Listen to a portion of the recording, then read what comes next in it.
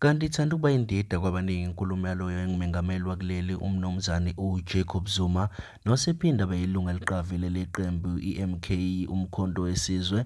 Lokhu kulandela emveni kokuba abe nenkulumo ayikhuluma ngesikhathi ephendula esenzweni sikaRamaphosa nongupresidenti wakuleli izwe ophinde abe umholi weqembu le-ANC. Nokuzwakala enkulumeni yakhe engathi usola loyo ngumengameli wakuleli uCyril Ramaphosa ngokubulala umbutho uma ekhipha amalunga eqembini.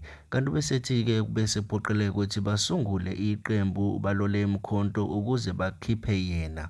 Buko lesilethu Hle TV nathi video sekucaphunela esikoleni zokuxhumana. Ungakhohlwa ncofoza subscribe button uphinde ulike ukuze siqhubeke sikwethulele zonke esingenayo. Ubaba uRamaphosa nalabo ahamba kanye nabo babulala umbutho bafana nomuntu oyinkosana ekhaya obekwe endlini engenhla ofana ukuthi agade lo muzi ukuthi abe khona abese yena uyanishaya uyangikhipha la ekhaya ufuna ukusala yedwa la ekhaya emzini kababa.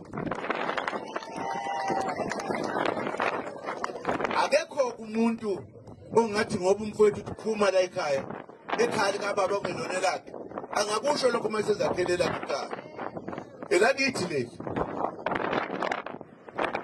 Kufanele sivikele abantwana la ekhaya nomakoti yonke into ngoba lokhu uzoxosha sihambe ey'ngalweni lapha. Senze njani ke manje njalo? Kubaleke ngoba ethi phuma la ekhaya. Umuzi uyabaleka nawe uyohlala ehlathini emzini kababa. Aphume yena. Aphume yena. Lento esiyenzayo ke manje. Ngeke nje ukuthi ngoba uhlele ekhaya ukayihlo uqhamuka imamba lapha ithithiza ithiza la. Uzobaleka uzushiye nezingane imamba ifika iqeda abantu. Kufanele uphume ubhekane nayo.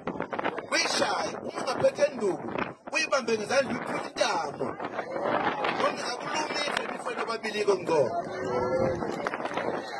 Impela sathi ke thina sithatha lesimo njengesimo somzo wakhile.